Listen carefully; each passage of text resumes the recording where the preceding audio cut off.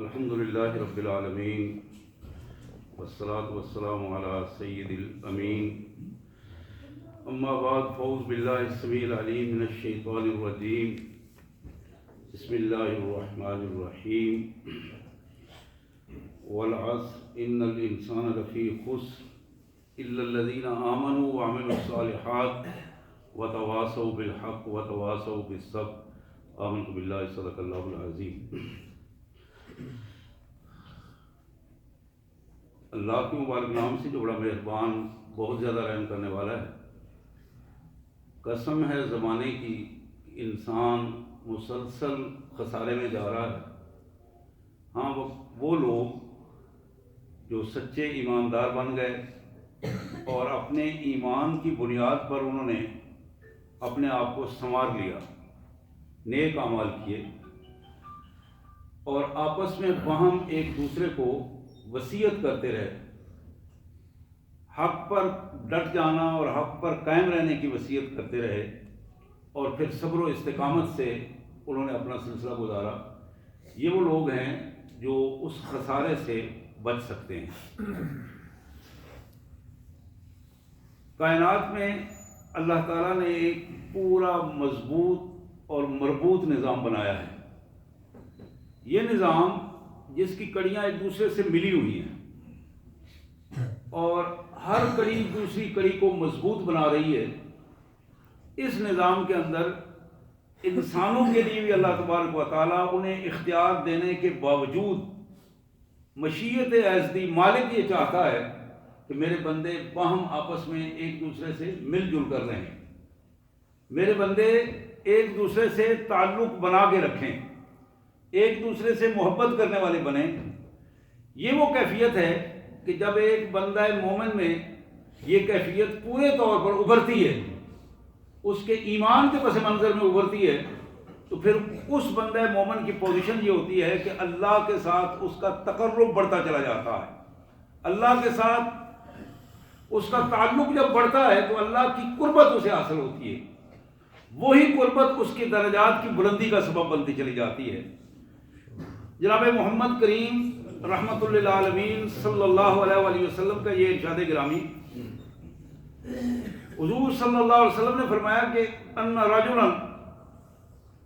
زار اخا له فی قریہ فارسلہ اللہ الملائکہ علی مدرجتہ۔ ایک بندہ جو بنی اسرائیل میں پہلے دور میں تھا، خالصتاً اللہ کی رضا کے لیے اپنے گھر سے نکلا، اپنے ایک بھائی سے ملاقات کرنے کے لیے، اس کے حالات کا پتہ کرنے کے لیے، اس کی غمی خوشی میں شامل ہونے کے لیے،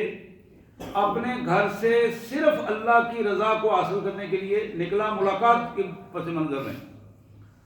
اللہ تبارک و تعالیٰ نے اس کے راستے میں ایک فرشتہ کھڑا کر دیا۔ اب وہ فرشتہ جو کھڑا ہے، فلما اتا علیہ فقال این ترید، جو ہی اس کے قریب آیا تو وہ فرشتہ کھڑا ہو گیا، اس نے پوچھا کہاں کا ارادہ ہے بھائی، کہاں جا رہے ہو؟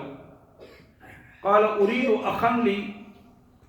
فی ہذہ القریہ، تو کہنے لگا کہ میں اپنے بھائی سے ملنے جا رہا ہوں، جو سامنے والی بستی میں رہتا ہے، تو میں وہاں جا رہا ہوں۔ قال هل لک علیہ من نعمہ ترکوها، کیا اس کا کوئی احسان ہے تم پر جس احسان کا بدلہ دینے کے لیے تم وہاں جا رہے ہو، یا کوئی تمہارا ذاتی کام ہے جس کام کے پس منظر میں تم اس سے ملاقات کے لیے جا رہے ہو، کیا وجہ ہے؟ قال لا غیر انی احببتہ فی اللہ، کہنے لگا کہ خدا کی قسم اس کے علاوہ اور کوئی وجہ نہیں، میں اپنے اللہ کی رضا کے لیے، اللہ کی محبت میں اس سے محبت کرتا ہوں۔ اللہ کی محبت کی وجہ سے، چونکہ وہ بھی اللہ سے محبت کرتا ہے اور اللہ کی محبت اور دین کی محبت کی وجہ سے میرا اور اس کا تعلق ہے، اور اس تعلق کے پس منظر میں اس سے ملنے جا رہا ہوں۔ قال فإنی رسول اللہ الیک، تو فرشتہ کہنے لگا مجھے اللہ نے اسپیشل تمہاری طرف بھیجا ہے۔ فإنی رسول اللہ الیک، مجھے اللہ نے اسپیشل تمہاری طرف بھیجا ہے، بِأَنَّ اللَّهَ تَعَالَى قَدْ أَحَبَّكَ كَمَا أَحْبَبْتَهُ فِي۔ اللہ نے فرمایا کہ میرے بندے کو جا کے پیغام دو، جس طرح میرے لیے تم اپنے اس بھائی سے محبت کر رہے تھے خالصتاً مجھے خوش کرنے کے لیے، اسی طرح میں تمہیں خوش کرنے کے لیے تم سے محبت کرتا ہوں۔ اللہ نے اپنے بندے کو یہ پیغام بھیجا، اس بندے کو جو اللہ کی رضا کے لیے اپنے بندے سے تعلق استوار کرتا ہے، اس میں اس کا کوئی مفاد نہیں سوائے اللہ کی رضا کے، اس میں اس کا کوئی تعصب نہیں، کوئی اس کا تحفظ نہیں، بلکہ اللہ کی رضا للہیت ایک بنیادی پہلو ہے۔ اسی طرح ترمذی شریف کے ایک حدیث مبارک جو جناب ابو ہریرہ رضی اللہ تعالیٰ عنہ کی روایت، کہ نبی رحمت صلی اللہ علیہ وسلم نے فرمایا، من عاد مریضا او زار اخا لہ فی اللہ، جو شخص کسی مریض کی بیمار پرسی کے لیے، عیادت کے لیے، صرف اللہ کی رضا کے لیے، کوئی اور اس کا تعلق نہیں، بے شک وہ سگا بھائی کیوں نہیں، اس کا قریبی رشتہ دار ہی کیوں نہیں،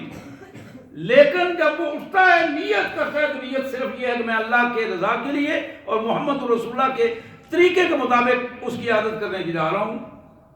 اسی طرح کسی بھائی سے ملنے کے لیے چلا جاتا ہے بغیر اس کے کہ کوئی اس کا کام ہے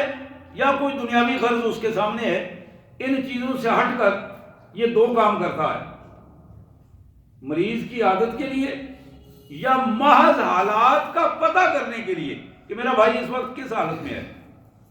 میرا دوست اس وقت کس حالت میں ہے، اس کے گھر کو کھانے پینے کا معاملہ بھی ہے،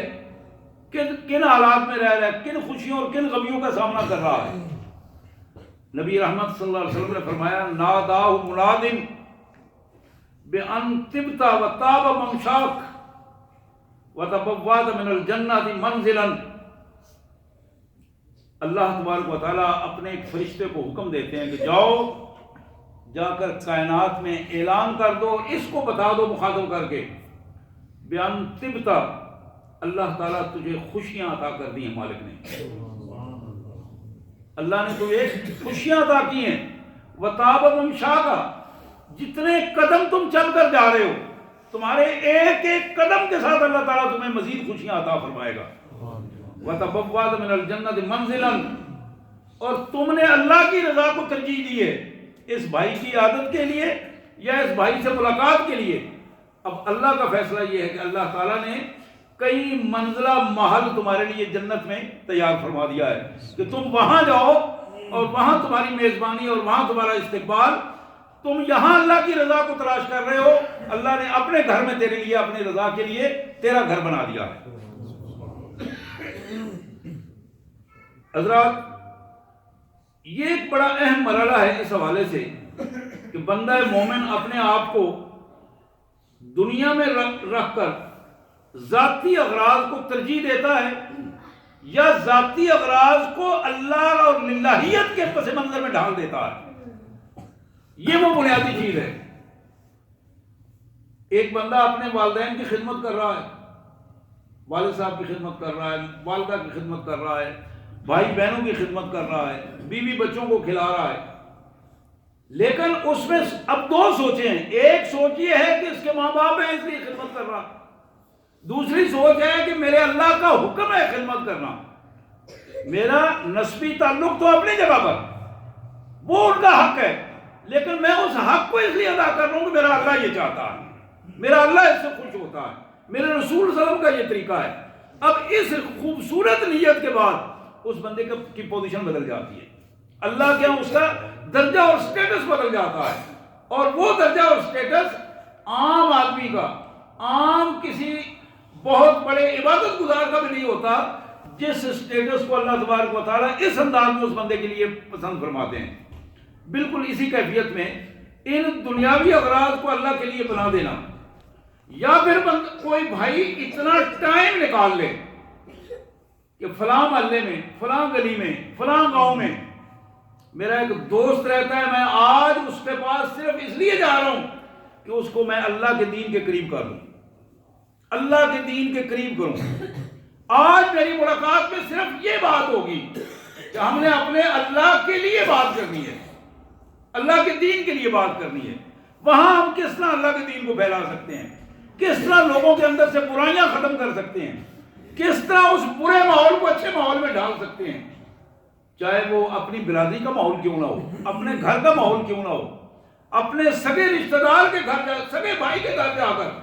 اس نیت سے ایک بندہ چلا جاتا ہے کہ میں نے آج اپنے بھائی کو, اس کی فیملی کو بٹھا کر دین کی بات کرنی ہے, آج دین کی بات کرنی ہے. اور اس حوالے سے اس کا ایک ایک لمحہ, ایک ایک رویہ, ایک ایک انداز اللہ تبارک و تعالیٰ نیکیوں والا انداز بنا دیتے ہیں اور اس کے درجات کی بڑھنے کا سبب بنا دیتے ہیں. حضرات,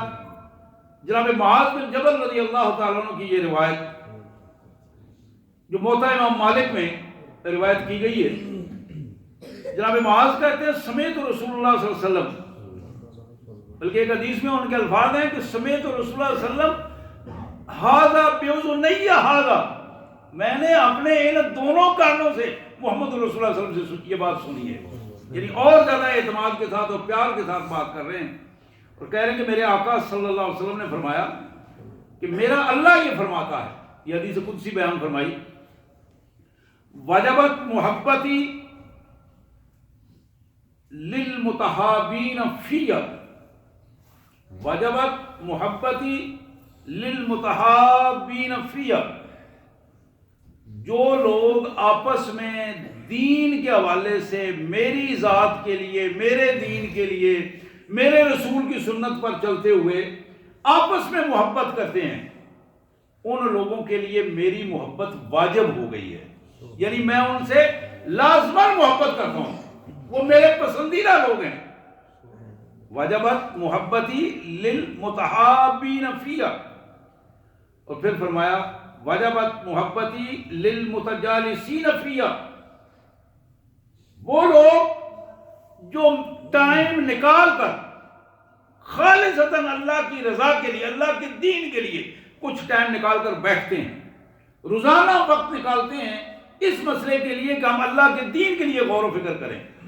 لوگوں کی اصلاح کے لیے غور و فکر کریں. اللہ یہ چاہتا ہے, اللہ اس بات کو پسند کرتا ہے, تو لہذا میں اسی حوالے سے اپنے آپ کو متعارف کرواؤں گا کہ اللہ کے دین کے لیے یہ میں وقت صرف کر رہا ہوں. تو میرے اللہ نے فرمایا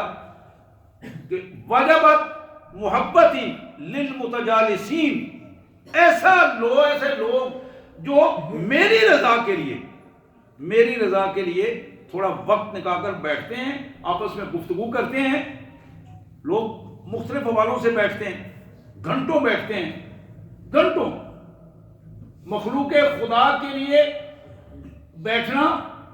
اس نیت سے کہ میں اللہ کی رضا کے لیے بیٹھا ہوں اور اس میں اللہ کی کوئی خلاف ورزی نہ ہو, اللہ کے قانون کی خلاف ورزی نہ ہو, محمد رسول اللہ کی سنت کی خلاف ورزی نہ ہو. بالکل اسی کیفیت میں فرمایا وَلِلْمُتَظَابِرِينَ فِيَّ, وہ لوگ جو آپس میں ایک دوسرے کو ملنے کے لیے جاتے ہیں. یہ تین قسم کے افراد بتائے. ایک وہ جو آپس میں اللہ کے لیے محبت کرتے ہیں, وہ جو آپس میں مل بیٹھتے ہیں اپنے اللہ کے لیے, وہ جو آپس میں ایک دوسرے کے ساتھ سفر طے کر کے دوسرے کو ملنے کے لیے جاتے ہیں اللہ کی رضا کے لیے.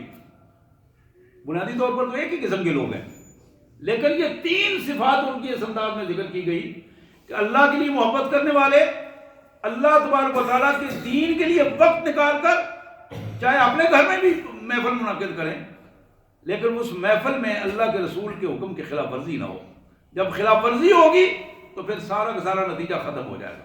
سنت کے خلاف کہیں کام آ گیا تو سارا سلسلہ اس انداز میں ختم ہو جائے گا. لیکن اس محفل کو, اس وقت کو اللہ کی رضا کے لیے دینا اور سنت کے مطابق بنا دینا, یہ ایسا پہلو ہے کہ ایک ایک لمحہ اس کے لیے اللہ کی محبت کے وجوب کا طریقہ بن جاتا ہے. تو محمد کریم صلی اللہ علیہ وسلم نے فرمایا کہ میرا اللہ فرماتا ہے کہ میری محبت اس کے لیے واجب ہو گئی ہے. جو لوگ آپس میں میرے لیے محبت کرتے ہیں, آپس میں میرے لیے بیٹھتے ہیں, ایک دوسرے کو ملنے کے لیے جاتے ہیں, تو میرے رضا کے علاوہ اور کوئی کام نہیں ہوتا ان کو. حضرات, یہ پہلو انتہائی اہم پہلو ہے اس دور میں کہ جب لوگ سلام لیتے ہوئے سوچتے ہیں کہ میرا اس سے کیا تعلق ہے، سلام لینے میں کیا فائدہ ہے، کچھ ملے گا اس سے، یا اس کو کل کہیں یہ بندہ کام آ جائے گا تو آج میں اس سے سلام لوں اور سلام کا جواب دے دوں. یہاں تک خود غرضی کی کیفیت بڑھتی چلی جا رہی ہے، انسان مادہ پرستی میں غرق ہوتا چلا جا رہا ہے. ان ادوار میں مومن کے لیے زیادہ اہم رویہ یہ ہے کہ وہ اپنے آپ کو اللہ کا بندہ ثابت کر دے، اللہ کی رضا اس کے پیش نظر ہو، للہیت اس کے پیش نظر ہو، اللہ کے دین کے لیے وقت نکالے، اللہ کے دین کے لیے اپنے جذبات کو رکھے، اپنے ان جذبات کو اندر محبت کے جو جذبات ہیں اللہ کے دین کے لیے انہیں صرف کرے. یہی وہ کیفیت ہے جب ہم اخلاص کے ساتھ اللہ کے دین کو ترجیح دیں گے، ہر معاملے میں اللہ کی رضا کو ترجیح دیں گے، تو یہ بات یقینی ہے اللہ تبارک و تعالی ہمارے مسائل خود حل فرما دیں گے، ہماری پریشانیاں خود حل فرما دیں گے. اجتماعی طور پر ہماری امت کی کیفیت، ملک کی کیفیت یہ ہے کیونکہ ہم اللہ سے دور ہوتے چلے جا رہے ہیں، من حیث القوم دور ہوتے چلے جا رہے ہیں، اللہ کی نافرمانیاں بڑھتی چلی جا رہی ہیں، محمد رسول اللہ صلی اللہ علیہ وسلم کی سنت کا نعوذ باللہ مذاق اڑایا جا رہا ہے. اس وجہ سے اللہ کی ناراضگی ہمارے ساتھ بڑھتی چلی جا رہی ہے، رضا یا خوشی کے حوالے سے ناراضگی بڑھتی چلی جا رہی ہے. اللہ سے دعا ہے اللہ کریم ہمیں یہ توفیق عطا فرمائے کہ ہم اس کے فرما بردار بندے بن سکیں، ہم اللہ کے لیے محبت کرنے والے بنیں، اللہ کے رسول صلی اللہ علیہ وسلم کی مبارک سنت سے محبت کرنے والے بنیں. وآخر دعوانا الحمدللہ رب العالمین.